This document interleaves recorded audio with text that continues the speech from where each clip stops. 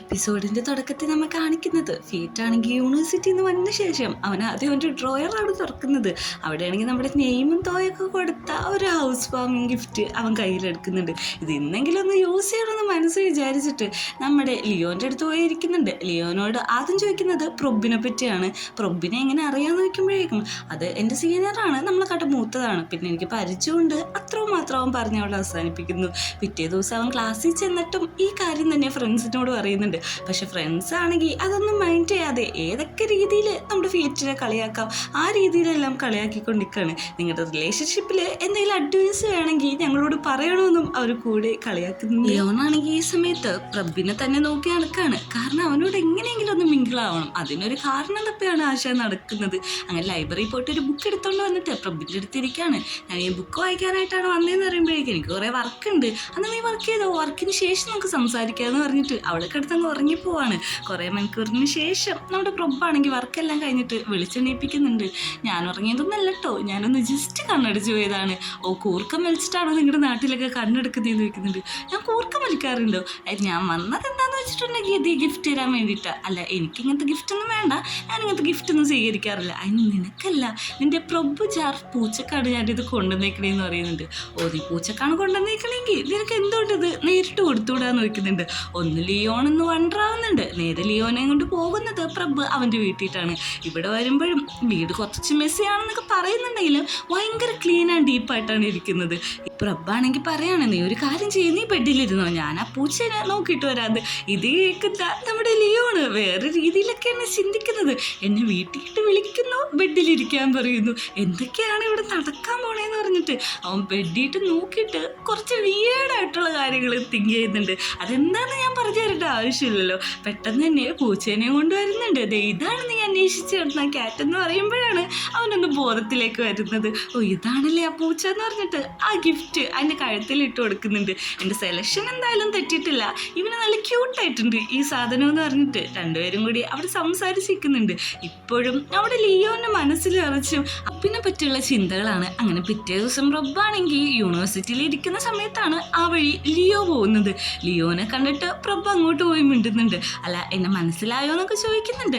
എനിക്ക് മനസ്സിലായി, ഞാൻ നിന്നെ എന്തായാലും മറന്നിട്ടില്ല. അങ്ങനെ അവരവരുടെ കാര്യങ്ങളൊക്കെ അവിടെ നിന്ന് സംസാരിക്കുന്നുണ്ട്. എന്താ സംസാരിക്കുന്നതെന്ന് നമ്മളെ കാണിക്കുന്നില്ല. നെക്സ്റ്റ് സീനിൽ നമ്മുടെ ഫിയറ്റ് ആണെങ്കിൽ ഭയങ്കര അപ്സെറ്റാണ്. ഒരു റോസിൻ്റെ പെറ്റൽസ് ഒക്കെ ഊരിക്കൊണ്ട് അവൻ എണ്ണാണ്. അതായത് നമ്മുടെ ലിയോക്ക് ഫിയറ്റിന് ഇഷ്ടമാണോ ഇഷ്ടമല്ലേ ഇത് തന്നെ ചെയ്തുകൊണ്ടിരിക്കുകയാണ്.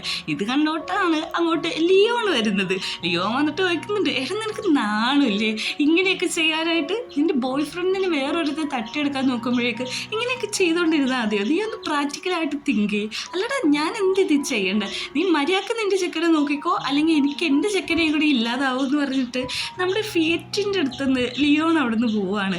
അങ്ങനെ നമ്മുടെ ലിയോ ആണെങ്കിൽ തിരിച്ച് വീട്ടിലെത്തുന്ന സമയത്ത് ഫിയറ്റ് കുറച്ച് റൊമാൻറ്റിക് ആയിട്ട് നിൽക്കുകയാണ്. നീ എന്തെന്ത് ഇങ്ങനെയൊക്കെ നിൽക്കുന്നേ, ഇങ്ങനെയൊക്കെ എന്തിനാ ഡ്രസ്സ് ചെയ്തെന്ന് വയ്ക്കുമ്പോഴേക്കും, അല്ല എൻ്റെ ഈ ഡ്രസ് സെൻസ് നിനക്ക് ഇഷ്ടപ്പെട്ടോ, നല്ല ക്യൂട്ടായിട്ടില്ലേ? അത് മാത്രമല്ല ഞാൻ വേറെ രീതിയിൽ ഡ്രസ്സ് ചെയ്തിട്ടുണ്ടെന്ന് പറഞ്ഞിട്ട് അവൻ ആ ഷോർട്സിൻ്റെ അവിടം വരെ ആ സിബ് അങ്ങ് ഊരി കാണിക്കുകയാണ്.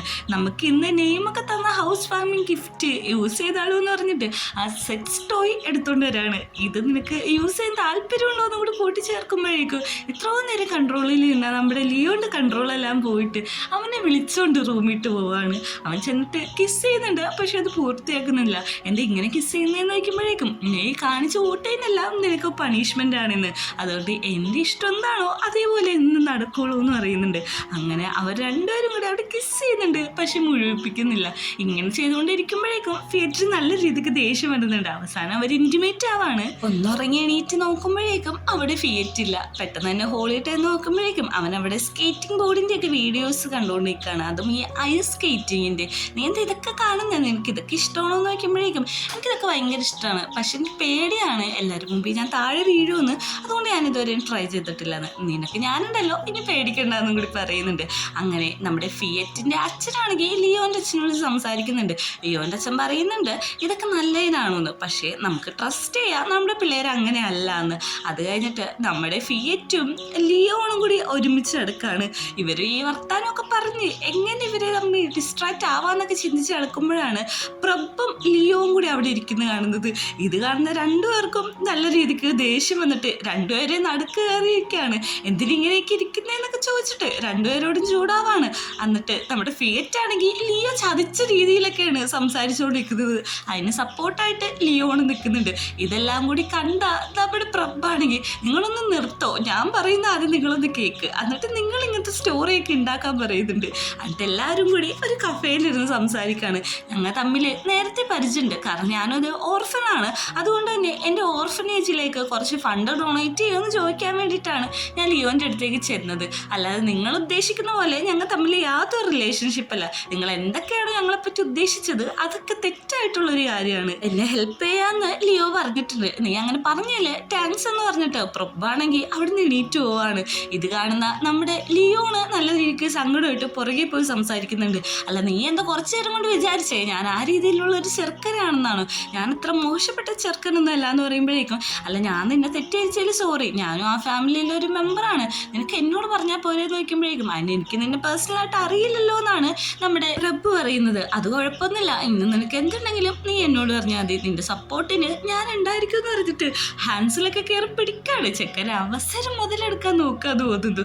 അങ്ങനെ നേരെ മറിച്ച് നമ്മുടെ ഫിയറ്റിൻ്റെ അടുത്ത് ലിയോ സംസാരിച്ചുകൊണ്ടിരിക്കുകയാണ്. എടാ നീ എന്തൊക്കെ തോന്നിയാസാണ് അവരുടെ മുമ്പ് വെച്ച് വിളിച്ചു പറഞ്ഞത്, എനിക്ക് നീ ഇല്ലാതെ വേറെ ആരും ഇല്ലാതെന്ന് എനിക്കറിയാലോ. അല്ല ഞാനൊന്ന് സംശയം ചോദിച്ചോട്ടെ, ഇന്നലെ രാത്രി നീ എങ്ങനെയൊക്കെ കാണിച്ചു കൂട്ടിയത് ഈ ഒരു കാര്യം കൊണ്ടാണോ എന്ന് ചോദിക്കുമ്പോഴേക്കും നമ്മുടെ ഫിയറ്റ് ചിരിക്കാണ്. അത് തന്നെയെന്ന് അവർക്ക് മനസ്സിലായിട്ടുണ്ട്.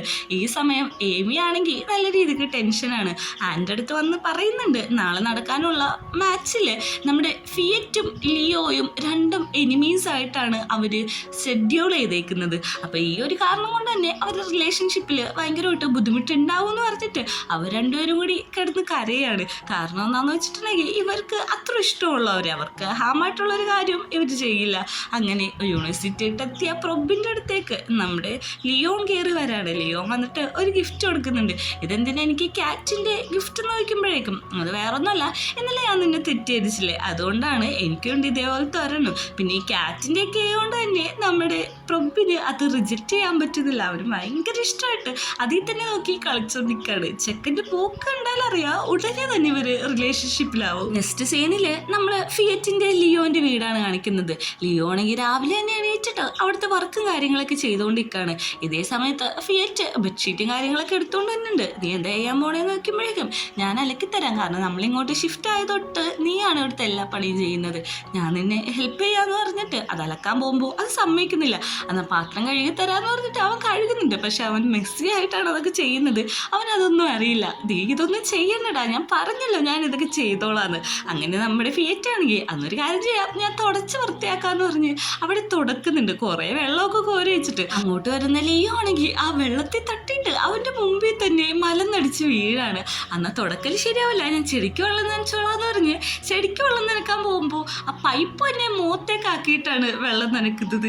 ഇങ്ങനെ അവൻ ഓരോ മണ്ടത്തരം കാണിക്കുന്നതുകൊണ്ട് തന്നെ ലിയോ അവൻ്റെ പുറകെ തന്നെ ഉണ്ട്. എടാ നീ എന്തി കാണിക്കുന്നു, ഇങ്ങനെയൊന്നും കാണിക്കണ്ടെന്ന് പറഞ്ഞിട്ട് അവൻ്റെ നനഞ്ഞ മേത്ത് കോൾഡ് വരാതിരിക്കാൻ വേണ്ടിയിട്ട് ഷർട്ടൊക്കെ ഊരി കൊടുത്തിട്ട് വീട്ടിൻ്റെ ഉള്ളിട്ട് കൊണ്ടുപോകുന്നുണ്ട്. അങ്ങനെ പുറത്ത് നമ്മുടെ ലിയോണാണെങ്കിൽ പ്രബിൻ്റെ വീട്ടിൻ്റെ പുറത്ത് തന്നെ വെയിറ്റ് ചെയ്ത് നിൽക്കുകയാണ്. എടാ നീ എന്തിനാ ഇങ്ങനെ വെയിറ്റ് ചെയ്ത് നിൽക്കണേന്ന് നോക്കുമ്പോൾ നമുക്കൊരു കോഫി കുടിക്കാൻ പോയാലോ എന്ന് വയ്ക്കുന്നുണ്ട്. അല്ല എനിക്ക് താല്പര്യമില്ല, വേണമെങ്കിൽ പോകാമെന്ന് പറയുന്നുണ്ട്. അങ്ങനെ അവർ ഡ്രിങ്ക്സ് കുടിക്കാനായിട്ട് അവിടെ ചെന്നിരിക്കുമ്പോഴേക്കും നിൻ്റെ പൂച്ചക്കുട്ടി എന്ത് ക്യൂട്ടാണ്, ആ പ്രഭു ജാറിനെ കാണാനായിട്ട് എന്ത് ഭംഗിയാണ്, അവൾ വെള്ളം കുടിക്കുന്നത് കാണാൻ എന്ത് ഭംഗിയാണ്, അങ്ങനെയൊക്കെ ഭയങ്കരമായിട്ട് പൊക്കി അടിച്ചുകൊണ്ടിരിക്കുകയാണ്. അതുമാത്രമല്ല തിരിച്ചു പോകുമ്പോഴേക്കും നമ്മുടെ പ്രൊബിൻ്റെ പൂച്ചക്ക് കൊടുക്കാൻ വേണ്ടിയിട്ട് ക്യാറ്റ് ഫുഡ് മേടിച്ചു കൊടുക്കുന്നുണ്ട്. അന്ന് ഞാൻ പോയിട്ട് നാളെ വരാമെന്നൊക്കെ പറഞ്ഞിട്ട് അവനവിടുന്ന് പോകുമ്പോഴാണ് നമ്മുടെ പ്രൊബ് ഒരു കാര്യം നോട്ടീസ് ചെയ്യുന്നത്. അവൻ പയ്യെ പയ്യെ ബ്ലഷ് ആവുന്നുണ്ട്. അങ്ങനെ അടുത്ത ദിവസം മാച്ച് നടക്കുന്ന ദിവസമാണ്. എല്ലാവരും എനിമീസായിട്ടാണല്ലോ വന്നേക്കുന്നത്, അതുകൊണ്ട് എന്തെങ്കിലും കുഴപ്പമുണ്ടോ എന്ന് നോക്കുന്നുണ്ട്. പക്ഷേ അവിടെ നമ്മൾ പുതിയൊരു ക്യാരക്ടറിനെ കാണിക്കുന്നുണ്ട്. ഇവൻ്റെ പേരിപ്പോൾ എന്താണെന്നൊന്നും പറയുന്നില്ല. പിറ്റേ ദിവസം രാവിലെ എല്ലാവരും യാത്രയിൽ നിൽക്കുമ്പോഴേക്കും നമ്മുടെ ലിയോ ആണെങ്കിൽ ഫിയറ്റിന് കുറച്ച് കോൺഫിഡൻസ് ഒക്കെ കൊടുക്കുകയാണ്. നീ കളിയിൽ മാത്രം ശ്രദ്ധിച്ചാൽ മതി എന്ന്. അപ്പോഴേക്കും അയാൾ പിന്നെയും കയറി വന്നിട്ട് പറയുന്നുണ്ട്, ഓ നിങ്ങൾക്ക് ഇതിലൊന്നും കുഴപ്പമില്ലേ, എന്നോട്ട് നിൻ്റെ ഭാര്യനെ നീ എനിക്ക് വേണ്ടിയിട്ട് ഷെയർ ചെയ്യുകയാണെന്ന് ഡബിൾ മീനിങ്ങിൽ ചോദിക്കുന്നുണ്ട്. ഇത് കേൾക്കുന്ന ലിയോണാണെങ്കിൽ തല്ല് പിടിച്ച് ഇടയിൽ കയറുന്നുണ്ട്.